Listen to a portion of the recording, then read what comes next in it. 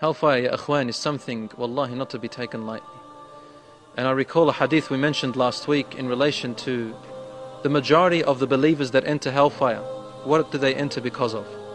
Rasul sallallahu alayhi wa sallam, say sallallahu alayhi wa sallam, brothers and sisters, because Allah subhanahu wa ta'ala forgives sins by saying that. He said, the majority of the reasons why Muslims end up in hellfire for a while is, he called it muhakkirat al-dhunub. They are the sins that we take for granted. You know, like little things. They're forbidden, but they're not major. And we don't take them as important. We say, it's just a sin, man. It's alright. Just a little bit. It's just a kiss. It's just a look. It's just a lie. It's just a little cheat. It's just a little theft. It's just once. It's okay. We take them for granted. What happens when you take a small sin for granted? When you don't care about it, when you're careless. What happens? What do?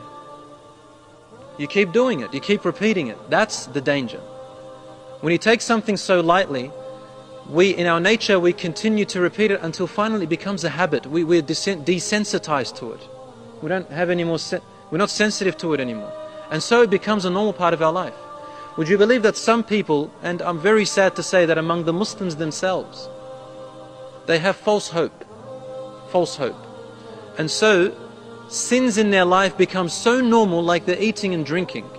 It means nothing. It actually becomes halal to them. They'll think it's halal. It's alright. What's wrong with that? It's halal. It's okay. Why is religion so hard? Religion is not hard. We make it hard on ourselves. But when we take sins for granted, we ruin our character. You know, we tell our children, don't lie. Why are we so harsh on that? We are so careful that our children, they're 5, 6 years old, 7, we teach them not to lie or steal. And we punish them.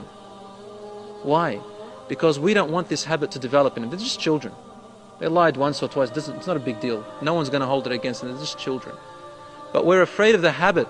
It becomes a routine. And so they become liars. They become cheats. They become thieves. Similarly, Islam forbid minor sins because of this same reason. So Rasul says with great sorrow, many of the people of my ummah will enter hellfire because they take minor sins for granted, and therefore that becomes a ritual, a habit for them. So some people have false hope. God will forgive me. God will forgive me. You're sick, you're ill, you need to cure yourself. God cannot be fooled, subhanahu wa ta'ala.